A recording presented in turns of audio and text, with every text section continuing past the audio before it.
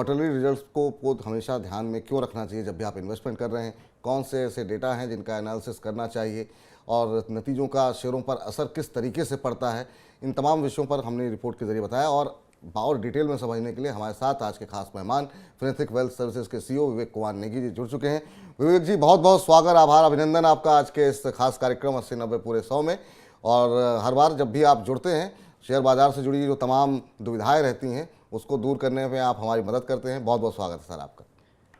नमस्कार Vipul ji, thank you for having me and providing me opportunity to share my thoughts on the market. जी sir, आज का जो पहला सवाल होगा सर, अभी हमने रिपोर्ट दिखाई और इसमें हमने ये बताने की कोशिश की अपने दर्शकों को कि आप पैसे लगा रहे हैं क्योंकि बड़ी संख्या में नए निवेशक आ रहे हैं, तो हमने ये बताने की कोशिश की कि आखिर में कौन कौन से वो फैक्टर होते हैं जब आप रिजल्ट्स देखें तो देखने चाहिए, कौन से डेटा इंपॉर्टेंट होते हैं और क्वार्टरली रिजल्ट को आप कितना इंपॉर्टेंट मानते हैं। क्योंकि किसी भी कंपनी में जब आप पैसे लगाते हैं तो एक तरीके से आप उसके उसके हिस्सेदार बन जाते हैं, उस कंपनी में आपका भी हिस्सा है। तो निश्चित रूप से जहाँ पे आप कामकाज कर रहे हैं जिसमें आप हिस्सेदार हैं, वो निवेश आपका तभी बढ़ेगा जब कंपनी की परफॉर्मेंस अच्छी होगी, उसके मुनाफे अच्छे होंगे। कितना इंपॉर्टेंट मानते हैं आप कि ये होना चाहिए इसको देखना, और साथ ही साथ पोर्टफोलियो में बदलाव करते समय क्या इस फैक्टर को ध्यान में रखना चाहिए क्या? देखिए, एक ब्रॉडर पिक्चर की बात करते हैं। कंपनी कोई भी चलती है वो दो ही चीजों पर चलती है, एक तो है उसका टॉप लाइन और दूसरा है बॉटम लाइन, जिसको हम रेवेन्यू और प्रॉफिट भी बोल देते हैं। रेवेन्यू और प्रॉफिट को समझने के लिए आपको नंबर्स कंपनी के समझना बहुत इंपॉर्टेंट हो जाता है, जो कि एवरी क्वार्टर कंपनीज डिक्लेयर करती हैं और फिर उनको कंपाइल करके आप एनुअल रिजल्ट्स देख सकते हैं। क्वार्टरली रिजल्ट्स को आप दो तरीके से एनालाइज कर सकते हैं। एक तो आप क्यू ऑन क्यू कंपैरिजन करते हैं, एक वाई ऑन वाई कंपैरिजन करते हैं। वाई ऑन वाई कंपैरिजन ज्यादा अच्छा माना जाता है। उसका रीजन ये होता है कि हम first quarter this year and first quarter last year comparison करते हैं, सेकंड क्वार्टर दिस ईयर का सेकंड क्वार्टर लास्ट ईयर से कंपैरिजन करते हैं। तो उसमें कंपनी की रियल पिक्चर हमें नजर आ जाती है कि कंपनी का जो ग्रोथ ट्रैक है वो मोमेंटम बना हुआ है या कहीं बिगड़ना शुरू हो गया है। देखिए, एक क्वार्टर के बेसिस पर आप इमीडिएटली ये डिसीजन नहीं ले सकते कि आप इन्वेस्टमेंट करना है या नहीं करना है, या आपको अपने इन्वेस्टमेंट लिक्विडेट कर देने हैं। लेकिन अगर लगातार 2-3 क्वार्टर तक रिजल्ट्स में आपको कुछ अच्छी या खराब चीज नजर आती है, तो उसके बेसिस पर आपके इन्वेस्टमेंट डिसीजन डेफिनेटली अफेक्ट होने चाहिए। एक क्वार्टर में जब तक कोई बहुत बड़ी चीज नहीं हो जाती, मुझे नहीं लगता कि इन्वेस्टमेंट डिसीजंस को बहुत ज्यादा इंपैक्ट करेगी। ये भी आपने जिक्र किया दो आंकड़ों पर, टॉप लाइन बॉटम लाइन, यानी कंपनी की आय और मुनाफा। इनके अलावा भी बहुत सारे नंबर्स होते हैं, आपको क्या लगता है किन नंबर्स पे खासतौर से ध्यान देना चाहिए? क्योंकि कई बार होता है वन टाइम लॉस कंपनी को हो जाता है, कई बार हम देखते हैं जो कंपनी की प्रमोटर्स होल्डिंग क्या है वो क्वार्टरली जो है अपडेट होती रहती है। और कौन कौन से नंबर्स हैं जिस पे आपको लगता है कि फोकस करना चाहिए? क्या प्रमोटर्स अपनी हिस्सेदारी कम कर रहे हैं? क्या ये तमाम आंकड़े भी हैं जो क्वार्टरली रिजल्ट्स पे लोगों को ध्यान में रखना चाहिए? ऑर्डर बुक क्या है, किस तरीके की फ्यूचर गाइडलाइन दे रही है कंपनी, क्या वो इन तमाम चीज़ों पे फोकस करना चाहिए? देखिए, तीन मेजर चीजें जो होती हैं वो तो रेवेन्यू, प्रॉफिट, मार्जिन्स। ये बिल्कुल। तो फर्स्ट चीज है जो आपको देखनी चाहिए। उसके बाद आ जाता है आपका डेट इक्विटी रेशियो, और जो इंस्टीट्यूशंस एंड प्रमोटर्स की होल्डिंग है उसमें किस तरह के चेंजेस आ रहे हैं क्यू ऑन क्यू बेसिस पर, वो देखना होता है। उसके बाद एक ऐसा फैक्टर है जो हर इंडस्ट्री के लिए डिफरेंट हो जाता है, जिसको हम केआरए बोलते हैं, की रिजल्ट एरिया, जो हर इंडस्ट्री का है। जैसे अगर आप बैंकिंग की बात करते हैं तो बैंकिंग में नेट इंटरेस्ट मार्जिन काफी इंपॉर्टेंट हो जाता है, एनपीएस काफी इंपॉर्टेंट हो जाते हैं, तो उसको देखकर चल सकते हैं। टेलीकॉम इंडस्ट्री की बात करें तो आपके लिए नंबर ऑफ सब्सक्राइबर इंपॉर्टेंट हो जाते हैं, आरपू, एवरेज रेवेन्यू पर यूजर, वो इंपॉर्टेंट हो जाता है। ऐसे ऑयल एंड गैस की बात करते हैं तो वहां पर आपके ग्रोस रिफाइनिंग मार्जिन इंपॉर्टेंट हो जाते हैं। तो हर इंडस्ट्री के लिए कुछ डिफरेंट पैरामीटर्स हैं जो हमें देखने होते हैं। इनको हम केआरए भी बोल सकते हैं, की रिजल्ट एरियाज। जैसे ऑटोमोबाइल कंपनीज की अगर बात करें तो उनके मंथली सेल्स नंबर्स आते हैं, तो वो काफी इंपॉर्टेंट हो जाते हैं। तो खाली आप सिर्फ रेवेन्यू प्रॉफिट देखकर अंदाजा नहीं लगा सकते कि कंपनी किस डायरेक्शन में जा रही है। बहुत सारे और फैक्टर्स हैं जिन पर आपको ध्यान देना चाहिए। बहुत सारे फैक्टर्स होते हैं जिन पर आपको फोकस होना चाहिए। कई बार ऐसा होता है कि नंबर्स आपको बहुत अच्छे दिख रहे हैं लेकिन उसके बाद शेयर गिरने लगता है, तो पता लगता है कि कहीं किसी अतिरिक्त जगह से जो है उनको रेवेन्यू हासिल हुआ, इसकी वजह से नंबर्स तो अच्छे दिख रहे हैं, लेकिन एक्चुअल में जो है जो कंपनी का कोर बिजनेस है वहाँ पर कंपनी अच्छा परफॉर्म नहीं कर रहे हैं। अलग अलग सेक्टर्स के लिए अलग पैरामीटर्स हैं, जैसा कि जिक्र अभी विवेक जी ने कहा कि वहाँ पर अगर टेलीकॉम में निवेश कर रहे हैं तो आरपू देखिए, ऑल कंपनीज के लिए जीआरएम है, ऐसे ऐसे करके आपको नंबर्स पे अलग अलग सेक्टर्स के देखने चाहिए, पढ़ने चाहिए, ताकि आपने जहाँ पैसे लगाए हैं वो सुरक्षित रहे। अभी जो रिजल्ट्स हमने हाल फिलहाल में देखे, और कुछ रिजल्ट्स बहुत अच्छे रहे कुछ सेक्टर्स के, कुछ सेक्टर्स के रिजल्ट हमने देखा कि उस तरीके से उम्मीद से बेहतर नहीं रहे। आप अभी के जो नतीजे रहे हैं तिमाही, आपने एनालिसिस किया होगा, कौन से सेक्टर या शेयर आपको कुछ ऐसे लग रहे हैं कि यहाँ पर रिजल्ट्स आउट परफॉर्म करते हुए दिखाई दे? खासतौर से बैंकिंग में हमने देखा, और रिजल्ट्स के बाद ही हमने देखा कि एक तरफा रैली भी वहाँ पर देखने को मिली बैंकिंग सेक्टर के अंदर। आपको कौन से सेक्टर, कौन से शेयर अच्छे लग रहे हैं इस खाली सिर्फ क्वार्टरली रिजल्ट्स के आधार पर? देखिए, जब से मैं मनी 9 के साथ जुड़ा हूँ, हम बैंकिंग को लेकर काफी पॉजिटिव है और मार्केट को लेकर भी आश्वस्त है, और बिल्कुल। हमें लगता है कि ये जो ग्रोथ स्टोरी है ये कंटिन्यू रहेगी। अभी अगर हम रिजल्ट्स के एनालिसिस करें तो 70% रिजल्ट्स जो आए हैं वो अबव एक्सपेक्टेशन आए हैं। उसने मार्केट एक्सपेक्टेशंस को बीट किया है, और जिनको हम अच्छे नंबर्स बोल सकते हैं। और उसमें जो मेजर सेक्टर्स हैं उसमें बैंकिंग के नंबर्स बहुत अच्छे आए हैं, हॉस्पिटैलिटी के नंबर्स बहुत अच्छे आए हैं, शिपिंग के नंबर्स काफी अच्छे आए हैं, कैपिटल गुड्स में सीमेंस जैसी कंपनी के नंबर काफी अच्छे आए हैं। तो इंजीनियरिंग इंफ्रा स्पेस से भी अच्छे नंबर हमें देखने को मिले हैं। अगर खराब नंबर्स की बात करें तो आईटी थोड़ा सा लेगार्ड रहा है। रीजन बिंग उन्होंने जो आउटलुक दिया है आने वाले समय को लेकर वो थोड़ा सा उनको बैकफुट पर ले जाता है। मेटल्स की परफॉर्मेंस थोड़ी सी खराब रही है, क्योंकि जो मेटल प्राइसेस में अप एंड डाउन हमें पिछले कुछ समय में देखने को मिला है, उसकी वजह से उनकी परफॉर्मेंस इम्पेक्टेड रही है। और तीसरा टेक्सटाइल सेक्टर है, क्योंकि यूरोप से काफी ऑर्डर आते हैं, यूएस से काफी ऑर्डर आते हैं टेक्सटाइल सेक्टर के अंदर। तो वहां पर प्रदर्शन थोड़ा सा खराब रहा है, और आगे चलकर आउटलुक भी इनकी थोड़ा सा असमंजस में है कि किस तरह की रहेगी। तो हमें लगता है कि we will continue to be bullish on banking, defence and infrastructure sectors, and IT और मेटल्स में वेटेज थोड़ा सा कम रखना चाहिए, तो उसमें वेटेज कम होनी चाहिए। तो आईटी और मेटल से में थोड़ा निवेश जो है अपना कम करें। बैंकिंग अच्छा लग रहा है विवेक जी को, आज इतनी तेज़ी आने के बाद भी उनका भरोसा है कि आने वाले समय में भी और तेज़ी देखने को मिलेगी। कौन कौन से शेयर होंगे उसमें, उस पर हम आखिर में चर्चा करेंगे। लेकिन अब चूँकि बातचीत चल रही है और जो तिमाही नतीजे रहे उसी ने एक तरीके से ड्राइव किया स्टॉक मार्केट को कि बाज़ार ने नया उच्चतम स्तर बनाया है। लेकिन अब हम देख रहे हैं कि एक तरीके का कंसोलिडेशन बाज़ार में देखने को मिल रहा है, 3-4 कारोबारी सत्र के से हम देख रहे हैं। अब हम मान के चलें कि बाजार अभी एक रेंज में फंस गया है, उसी रेंज में रहेगा, या ये तेजी चलती रहेगी, या फिर ये किसी बड़ी गिरावट के संकेत है? क्योंकि ये महत्वपूर्ण इसलिए क्योंकि अगले क्वार्टर्स के रिजल्ट को लेकर के लोगों के मन में थोड़ी सी घबराहट इसलिए है कि अभी भी रिपोर्ट आने लगी है कि इंटरेस्ट रेट बढ़ने का तमाम कंपनियों के मार्जिन्स पर असर पड़ सकता है। तो ये क्या आने वाले समय के लिए कुछ कंसर्न हो सकता है? आपका आउटलुक मार्केट में अगले 15-20 दिन के लिहाज से या 1 महीने के लिहाज से? देखिए, अभी जो मार्केट की सिचुएशन में है, मुझे लगता है कि हम बहुत अच्छे से प्लेस्ड हैं। डाउन साइड यहाँ से दिखती है, लेकिन काफी लिमिटेड दिखती है, और अपसाइड का जो स्कोप है वो बहुत ही बड़ा स्कोप बना हुआ है। तो हमें लगता है इंडिया में इस समय ये एकुमुलेशन का फेज है, और आपको एकुमुलेट करना चाहिए मीडियम टू लॉन्ग टर्म के लिहाज से, ना कि ट्रेडिंग करना चाहिए। देखिए, ट्रेडिंग में कहीं भी अप एंड डाउन देखने को मिल सकते हैं, बट लॉन्ग टर्म के लिहाज से बहुत अच्छा बेस बना हुआ है, और एक बहुत बड़ी रैली हमें यहाँ से देखने को मिल सकती है। मैं आपके चैनल के थ्रू बार बार ये रिपीट करता हूँ कि सेंसेक्स पर हमारा 1 लाख का टारगेट है बाय द एंड ऑफ 2025, जो कि अचीव होगा, डेफिनेटली होगा। और उस टारगेट को हम मेंटेन कर रहे हैं। बैंक निफ्टी की बात करें तो बैंक निफ्टी पर भी हमारा 75,000 का टारगेट है बाई 2025, उसको भी हम मेंटेन करके यहाँ से कंटिन्यू करेंगे। तो अब आप सोच सही कि मतलब कि अगर मौजूदा स्तर से अगर 1 लाख का टारगेट मिल रहा है, तो अगर आप 2-3 साल के नज़रिए के साथ निवेश करेंगे तो किस तरह के, और अच्छी कंपनियों में निवेश करें मतलब, तो किस तरह के रिटर्न आपको मिल सकते हैं? विवेक जी लगातार इस पर दावा कर रहे हैं और आज भी कायम है।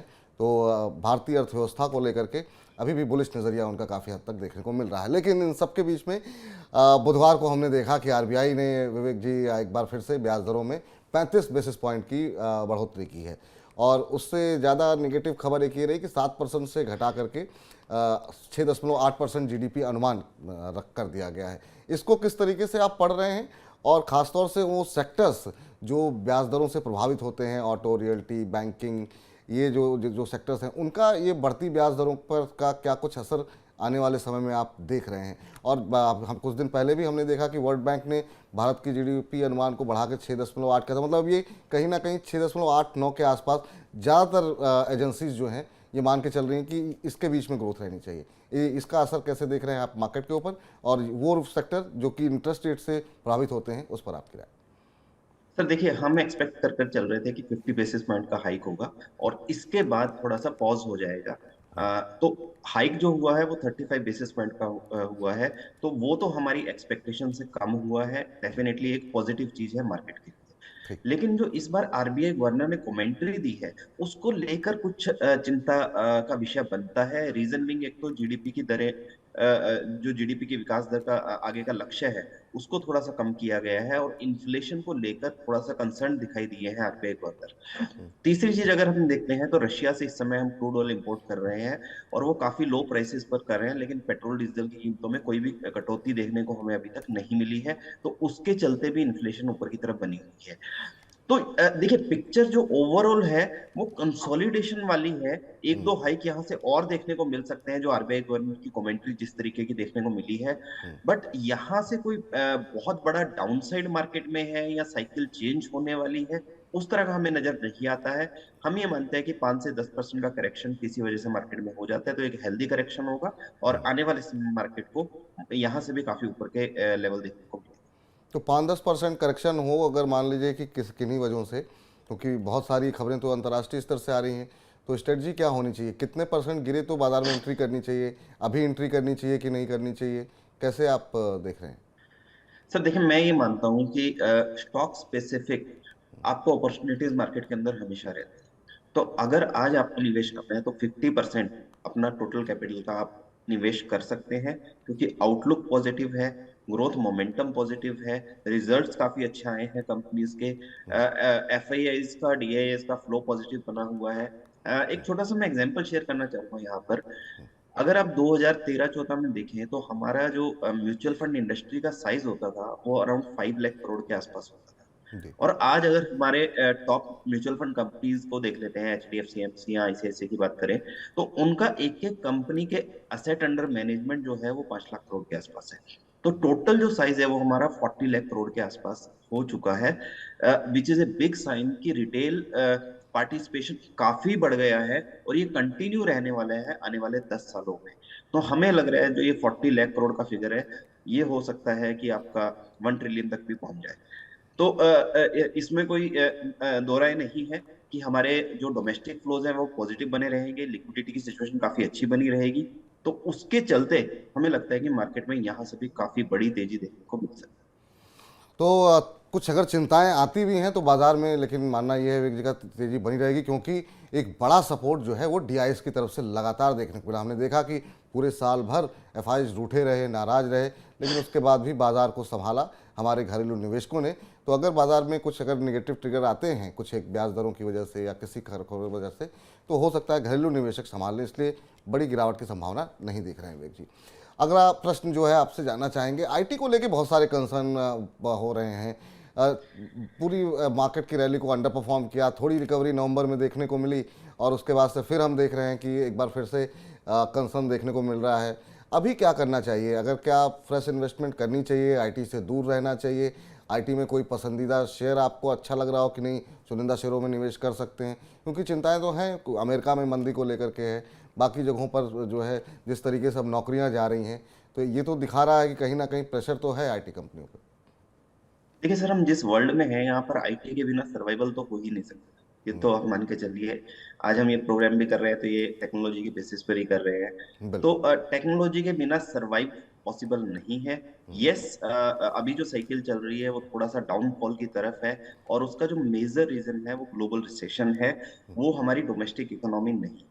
तो हमें लगता है कि आईटी सेक्टर में जब तक ग्लोबली मार्केट में रिकवरी देखने को नहीं मिलती है, बड़ी तेजी की उम्मीद हमें नहीं रखनी चाहिए। लेकिन दूसरी तरफ देखें तो वैल्यूएशन काफी सस्ते हो गए हैं। बड़ी आईटी कंपनीज की बात करें जैसे इन्फोसिस है, टेक महिंद्रा है, एचसीएल टेक वगैरह है, तो इनके वैल्यूएशंस काफी सस्ते हो गए हैं और उसके चलते अट्रैक्टिव वैल्यूएशंस पर वैल्यू बाइंग यहाँ से की जा सकती है। पर अगेन मैं यही कहूंगा कि ग्लोबल असमंजस बनी हुई है, तो वेटेज आपको थोड़ा कम रखना है इस सेक्टर पर, बट आईटी सेक्टर में निवेशित रहना चाहिए, ये हम मानना चाहते हैं। और इस सेगमेंट को हम समाप्त करें, अगले सेगमेंट की तरफ जाएं, उससे पहले बहुत सारे दर्शक हमारे इस बात का वेट कर रहे हैं कि आपकी तरफ से जो आप पसंदीदा शेयर अपने बताते हैं और वो लोगों को काफ़ी अच्छे खासा उनको मुनाफा होता है, तो वो हम चाहेंगे कि वो आप पहले बता दें, उसके बाद हम अगले सेगमेंट की तरफ रुख करें। अभी के बाज़ार में वैल्यूएशन के लिहाज से या आगे की ग्रोथ के लिहाज से आपको कौन से पसंदीदा शेयर हैं और क्या लक्ष्य आप देना चाह रहे हैं? देखिए सर, मेरा जो थीम बना हुआ है पिछले कुछ महीनों से, वो डोमेस्टिक कंजप्शन का थीम बना हुआ है, जी। और लगातार हम उस पर पॉजिटिव हैं, क्योंकि मैंने लगातार ये कहा कि इंडिया ग्रोथ स्टोरी स्ट्रांग है और वो स्ट्रांग ही रहेगी। तो उसको लेकर ही दो स्टॉक्स आज हम लेकर आए हैं, जिनमें पहला स्टॉक है ऑयल एंड गैस इंडस्ट्री से रिलेटेड पनामा पेट्रो। इस कंपनी की सबसे खास बात यह है कि बहुत ही कंसिस्टेंट है in terms of revenue growth and profit growth, अगर आप देखते हैं। हालांकि स्टॉक में अभी बहुत ज्यादा वॉल्यूम्स नहीं होते हैं, तो लिक्विडिटी का थोड़ा सा कई बार इशू आ जाता है, बट ओवरऑल आप देखेंगे तो इस कंपनी के अंदर बैलेंस शीट वाइज बहुत स्ट्रॉन्ग कंपनी नजर आती है, और बहुत सस्ते वैल्यूएशंस पर अवेलेबल है। रिसेंटली इसमें एफआईआई और डीआईएस ने स्टेक बढ़ाया। इसमें अगर आप देखते हैं तो प्राइस वाइज भी काफी अच्छा परफॉर्मेंस देखने को मिला है। करंटली 375 के आसपास हम इस स्टॉक को रिकमेंड कर रहे हैं।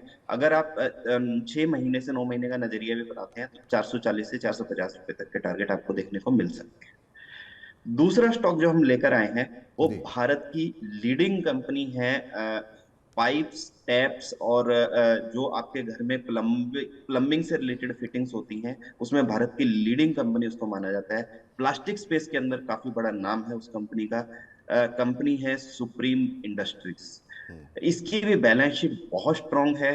काफी लंबे समय से स्टॉक कंसोलिडेशन में चल रहा था, अभी रिसेंटली अपने इसने ऑल टाइम हाई ब्रेक किए हैं, और ऑल टाइम हाई ब्रेक करने के बाद इस पर काफी सारी पॉजिटिव रिपोर्ट्स आई हैं, जिसके चलते स्टॉक के अंदर इंस्टीट्यूशंस का इंटरेस्ट बढ़ा है। और मुझे लगता है कि ये कंपनी जिस तरह से प्लेस्ड है, यहाँ से भी काफी बड़ी रैली हमें यहाँ देखने को मिल सकती है। करंटली अराउंड 2400 2500 के बीच में चल रहा है, वहां पर बाइंग कीजिए। छोटी अवधि के लिहाज से 6 महीने के लिए 2850 ये टारगेट आप रखकर चल सकते हैं। तो सुप्रीम इंडस्ट्रीज पे खरीदारी की सलाह है 2850 के लक्ष्य के साथ। अगर आप नोट करना चाहें तो नोट कर लें, विवेक जी की राय है ये। 2850 के लक्ष्य के साथ सुप्रीम में आप खरीदारी कर सकते हैं, और इसके अलावा पनामा पेट्रो में भी खरीदारी की सलाह दी गई है। यहाँ 850 के लक्ष्य आपने दिए हैं विवेक जी, सही कह रहे हैं? जी नहीं, 440 रुपीज के साढ़े टारगेट चार है, सौ का, जी करंट जी, हाँ। प्राइस है 375। 450 का लक्ष्य जो है यहाँ पर विवेक जी की तरफ से दिया गया। तो ये दो शेयर जो है रिकमेंडेशन विवेक जी की तरफ से आई है। चलिए अब आगे अगले सेगमेंट का रुख करते हैं, और ये सेगमेंट काफ़ी महत्वपूर्ण है क्योंकि बड़ी संख्या में दर्शक हमसे सवाल पूछते हैं और उन सवालों के उत्तर हम अपने एक्सपर्ट से लेते हैं। और लेकिन विवेक जी हमारे साथ लगातार बने हुए हैं, उनके एक एक करके सवालों के जवाब लेते हैं। और पहला प्रश्न जो हमें भेजा गया है वो है विनीत श्रीवास्तव जी ने व्हाट्सएप के जरिए पूछा है। वाराणसी से हैं विनीत जी। इन्होंने सफायर फूड्स इंडिया के शेयर खरीदे हैं, 20 शेयर इनके पास इन्होंने खरीदे हैं 1259 रुपये के भाव पर, और ये कहें कि इसमें अच्छी खासी तेज़ी देखी गई है। अब ये 1400 के आसपास पहुंच गया है, अच्छा खासा इन्हें प्रॉफिट भी हो रहा है। अब ये इन लेवल्स पे प्रॉफिट बुक करना चाहिए इनको, या फिर अभी कोई ट्रेलिंग स्टॉप लॉस देंगे जिसके ज़रिए इनको होल्ड करना चाहिए? क्या सजेशन रहेगा आपका सर? सर देखिए, एक लाइफस्टाइल स्टॉक है, और लाइफस्टाइल स्टॉक्स इस समय काफी डिमांड में है, तो उसके चलते स्टॉक में काफी तेजी देखी जा रही है। कंपनी के फंडामेंटल्स काफी स्ट्रांग है, ब्रांड्स काफी स्ट्रांग है, आउटलुक बहुत अच्छा है। कंसर्न जो नजर आता है वो सिर्फ एक ही है कि वैल्यूएशन एक्सपेंसिव है। रिसेंटली लिस्टेड कंपनी है, अगर आप रिसेंटली लिस्टेड कंपनीज में देखें तो one of the best performing company ये नजर आई है। तो हमें लगता है कि इस कंपनी में आपको निवेशित रहना चाहिए, अगर आपका नजरिया लंबी अवधि का है। छोटी अवधि के लिहाज से आप अपना स्टॉप लॉस ट्रेल करते रहिए, जैसे अभी 1400 के आसपास चल रहा है, तो 1350 का स्टॉप लॉस क्लोजिंग बेसिस पर आप मेंटेन करके इसको होल्ड कर सकते हैं। लंबी अवधि के नजरिए से मुझे लगता है एक लाइफस्टाइल स्टॉक है, तो यहाँ से भी अच्छी परफॉर्मेंस दे सकता है। यहाँ से भी और अच्छी परफॉर्मेंस देखने को मिल सकती है। आपने अपना नज़रिया नहीं बताया हमें, तो सवाल थोड़ा विस्तार पूर्वक पूछना चाहिए आपको, लेकिन अगर आप बने रह सकते हैं तो बने रहें लॉन्ग टर्म के लिहाज से। अगला प्रश्न गुरुग्राम से आया है। कविता जिंदल जी ने ईमेल के माध्यम से हमें पूछा है। उन्होंने पिछले साल दिसंबर में डाबर इंडिया के 50 शेयर 565 रुपये के भाव पे खरीदे थे, और इसके बाद उतार चढ़ाव के बाद अभी हम देख रहे हैं शेयर 603 के आसपास चल रहा है। कविता जी को फ़ायदा तो हो रहा है, लेकिन वो और ज़्यादा अच्छा फ़ायदा चाह रही हैं। अब बहुत सारे ग्लोबल ब्रोकरेज फर्म्स जो हैं उनकी तरफ से जो है हम देख रहे हैं काफ़ी बुलिश रवैया अपनाया जा रहा है। मॉर्गन स्टैनली ने ओवरवेट के लिए इसके साथ सलाह दी है खरीदारी की। आप क्या सलाह देंगे, इनको होल्ड करना चाहिए क्योंकि फोकस भी आप कह रहे हैं कि आपका घरेलू कंजम्पशन के ऊपर है? सर देखिए, मेरी लाइफ का जो सबसे पहला स्टॉक मैंने खरीदा था वो डाबर का खरीदा था। और मैंने उस स्टॉक को तब से लेके आज तक मेंटेन किया था। 20-25 रुपए का भाव होता था और वहां से लेकर 600 रुपीज तक की जर्नी मैंने स्टॉक की देखी है। तो कंपनी बहुत स्ट्रांग है, बहुत अच्छी है। बट हमें लगता है कि इस समय कहीं ना कहीं कंपनी को लेकर कंसर्न्स नजर आ रहे हैं। आउटलुक क्लियर नहीं है कंपनी का। और यहाँ से आगे चलकर ग्रोथ के ट्रिगर्स क्या रह सकते हैं वो देखने होंगे। तो उसको लेकर कहीं ना कहीं असमंजस है। ऐसा नहीं है कि ये कंपनी आपको नुकसान देगी, नुकसान यहाँ से भी नहीं देगी। बट कहीं ना कहीं वैल्यूएशन महंगे हो गए हैं। कंपनी का आउटलुक क्लियर नहीं है और ग्रोथ के जो प्रोस्पेक्ट्स थे वो धुंधले पड़ते नजर आ रहे हैं। तो हमें लगता है कि डाबर से आपको निकलकर किसी और कंपनी में निवेश करना चाहिए, किसी और सेक्टर को चुनना चाहिए। डाबर कंसोलिडेशन में रह सकता है for a very very long period of time, may be अगले 2-3 साल के लिए ये आपको इसी रेंज में देखने को। तो यहाँ से निकल जाइए, बहुत ज़्यादा ग्रोथ अपॉर्चुनिटी दिखाई नहीं दे रही है विवेक जी को। उनका कहना ये है कि यहाँ से आप पैसे निकाल लीजिए, प्रॉफिट में तो है ही, नुकसान में तो आप है नहीं। और जो शेयर रिकमेंड किए गए हैं वीके नेकीस जी की तरफ से, आप चाहें तो वहाँ निवेश कर सकते हैं। यहाँ बहुत सारे शेयर ऐसे हैं जहाँ पर अभी अपॉर्चुनिटी बनती हुई दिखाई दे रही है। अगला प्रश्न कोटा राजस्थान से आया है। आशीष परिहार जी ने हमें फेसबुक के माध्यम से पूछा है और इनका कहना यह है कि इन्होंने पिछले साल दिसंबर में HDFC AMC के 15 शेयर 2349 रुपये के भाव पर लिए थे और इसके बाद से शेयर की हालत ठीक नहीं देखने को मिल रही है। अब ये 2276 रुपये के आसपास पहुंच गया है। अभी फ़िलहाल ये नुकसान में है और अभी जो खबर आई है वो ये है कि HDFC AMC की एक प्रमोटर जो है वो अपनी पूरी हिस्सेदारी बेचने की योजना बना रही है। जफरीज ने तो फिलहाल यहाँ पर ख़रीदने की सलाह बरकरार रखी है। आप क्या कुछ इनको सलाह देना चाहेंगे, अभी क्या करना चाहिए? ये शेयर मतलब लोग कहते थे कि लेकर के भूल जाइए इस तरह की कंपनियां, जब से मर्जर की खबर आई है बिल्कुल ऐसी सुस्ती आ गई है इस शेयर के अंदर कि लोग अब परेशान हो गए हैं। क्या कहना चाहेंगे आप? सर देखिए, HDFC ग्रुप को लेकर काफी खबरें लगातार बनी हुई है और उसको लेकर डिवाइडेड है जो लोगों की राय है। अगर आप देखें, कुछ इंस्टीट्यूशंस इसको पॉजिटिव मान रहे हैं, कुछ नेगेटिव मान रहे हैं। तो क्लियर नहीं है पिक्चर की क्या होने वाला है HDFC ग्रुप के अंदर। बट पर्टिकुलरली इस शेयर की बात करते हैं तो मुझे लगता है कि एक फ्यूचरिस्टिक सेक्टर है। और म्यूचुअल फंड की तरफ जिस तरह का रुझान लोगों का बढ़ा है, जैसे मैंने अभी आपको एग्जांपल भी दिया कि पिछले 10 साल के अंदर हम 5 लाख करोड़ से 40 लाख करोड़ के AUM पर पहुंच गए म्यूचुअल फंड इंडस्ट्री में। और आने वाले समय में ये और बढ़ने वाला है यहाँ से। तो उसको देखते हुए मुझे लगता है कि HDFC AMC का एक बहुत बड़ा रोल रह सकता है। स्टॉक मार्केट को लेकर हमारा आउटलुक पॉजिटिव है। तो इक्विटी पोर्टफोलियो काफी बड़ा है इनके पास, जी। जो असेट अंडर मैनेजमेंट है उसका भी ग्रोथ होगा यहाँ से। तो स्टॉक बहुत अच्छा है, पोर्टफोलियो स्टॉक है। बट HDFC ग्रुप को लेकर कुछ असमंजस है, उसके चलते अंडर परफॉर्म करता रहा है। रिसेंटली इसने ब्रेकआउट भी दिया है। अगर आप देखेंगे तो 2300 के आसपास स्टॉक आया है। तो यहाँ से अगर आपका नजरिया 5 साल का है तो इस स्टॉक को खरीदिए। और मैं आपको एक ऐसा टारगेट दे रहा हूँ जिसको आप माइंड में रखकर आप इसको ले लीजिए। या तो 5 साल पूरे होने पर इसको बेच दीजिएगा, या फिर ये लक्ष्य जब आ जाए तब बेच दीजिएगा। वो लक्ष्य है 5,000 रुपए का। और अगर पाँच। आप इसको बहुत ही लंबी अवधि के लिए रखना चाहते हैं तो 10 साल के लक्ष्य भी मैं आपको दे सकता हूँ, जो कि 12 से 15 हजार के हो सकते हैं। और ये लक्ष्य जो मैं दे रहा हूँ ये जस्ट ऐसा नहीं है कि किसी बिना बेसिस के दिए जा रहे हैं। मैं इंडियन मार्केट को लेकर बहुत पॉजिटिव हूँ, म्यूचुअल फंड इंडस्ट्री को लेकर बहुत पॉजिटिव हूँ। और HDFC AMC among top 3 players रहा है और अगले 10 साल में भी अमंग टॉप 3 प्लेयर्स ही रहने वाला है। उस ग्रोथ को लेकर मैं इस कंपनी के लिए बहुत पॉजिटिव हूँ। हमें लगता है कि 10 साल के लिहाज से 12,000 के लक्ष्य लेकर आपको स्टॉक को होल्ड करना चाहिए। 5 साल में 5,000 या 5 साल से पहले भी हो सकता है 5,000। 10 साल के लिए 10,000 का लक्ष्य यहाँ पर दिया रहा, तो काफ़ी बुलिश है। लॉन्ग टर्म के लिए अगर आप जो भी तमाम दर्शक हैं आप निवेश करना चाहें तो निवेश कर सकते हैं, ऐसा कहना है वीके नेगी जी का कि 5 साल से 10 साल का नज़रिया रखिए। और यहाँ पे आपको करंट लेवल से कई गुना मल्टीफोल्ड, जैसे मल्टी बैगर कह सकते हैं कि यहाँ से होने वाला है। लेकिन हाँ, नज़रिया लंबी अवधि का रखना पड़ेगा आपको। विवेक जी बहुत बहुत शुक्रिया, धन्यवाद, आभार आपका। आप जब भी आते हैं समय कैसे बीत जाता है पता नहीं चलता। बहुत सारी बातें करनी थी, लेकिन आज के कार्यक्रम को समय समाप्त करने की घंटी बज चुकी है, तो अब समाप्त करना चाहेंगे। कोई डिस्क्लोजर देना चाहेंगे आप? सर, जो भी स्टॉक्स में हमने आज चर्चा की है, इनमें से काफी स्टॉक्स हैं जो हमारे क्लाइंट्स के पास हो सकते हैं। मेरे पर्सनल पोर्टफोलियो में इनमें से कोई भी स्टॉक नहीं है।